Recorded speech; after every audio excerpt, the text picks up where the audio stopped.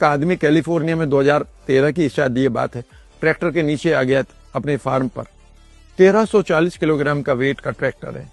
ये मेरे पास अभी इसी टाइम पर किंडल में एक किताब पढ़ी है, उसमें रेफरेंस है पूरा। और वो 1340 किलोग्राम के नीचे दबा पड़ा है, मरने के कगार पर है, और उसकी दो बेटियां वहां खड़ी है, एक 13 साल की, एक 16 साल की। एक का नाम हाइना, एक का नाम हेली। और जैसे ही उन्होंने देखा कि फादर हमारे जाने वाले हैं, एंड व्हाट हैपेंड, उन दोनों बच्चों ने उस 1340 किलोग्राम के वेट को उठा दिया और अपने फादर को बचा लिया। इस काम को वो दोबारा नहीं कर सकती, और वो तब तक भी नहीं कर सकती जब तक वहां कोई और हो। याद रखिएगा, जब भी ये इंटेंसिटी आपके पास आ गई, आप स्पेशल हार्मोन क्रिएट करेंगे। इसीलिए मैं कहता हूं money is a hormonal energy.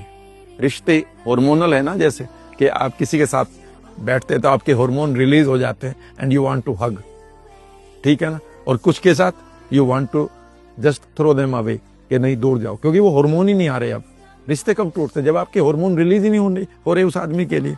You start changing the smell even. याद रखिएगा, यही आपके गोल्स के साथ भी है। Absolutely right, 100%। इसका मतलब यह है कि आपके पास माइटोकॉन्ड्रिया में इतनी एटीपी भरी पड़ी है, इतनी एनर्जी भरी पड़ी है किसी भी काम को करने के लिए। कई बार मैं लोगों से कहता हूं तुम ठीक तो हो जाओगे, पर मुझे बता दो ठीक होके करोगे क्या। और कई बार कहते हैं हाँ सर बात तो सही है, करने को तो कुछ रहा नहीं। मैंने कहा जब करने को कुछ नहीं रहा तो फिर धरती पर ही भीड़ क्यों कर रहे हो, निकल लो यहाँ से। सही, नया आदमी आएगा जो करेगा कुछ। हाँ, या फिर कर ले। छोटा सा एग्जाम्पल और दे रहा हूँ, लव मेडिसिन एंड मिरेकल नाम की किताब है, एक बड़ी डॉक्टर ने लिखी है, उसको नाम बहुत सारे लोग जानते हैं, डॉक्टर बर्नी सीगल। वो सर्जन है, अभी भी है। उन्होंने एक किताब लिखी है कि मेरे पास 1983 में एक आदमी आया और वो मेरी नर्स का फादर था, उसको 3rd स्टेज का कैंसर था। मैंने चेक किया, मैंने कहा यार फटाफट जाओ, ये कराओ, तुम भर्ती हो जाओ।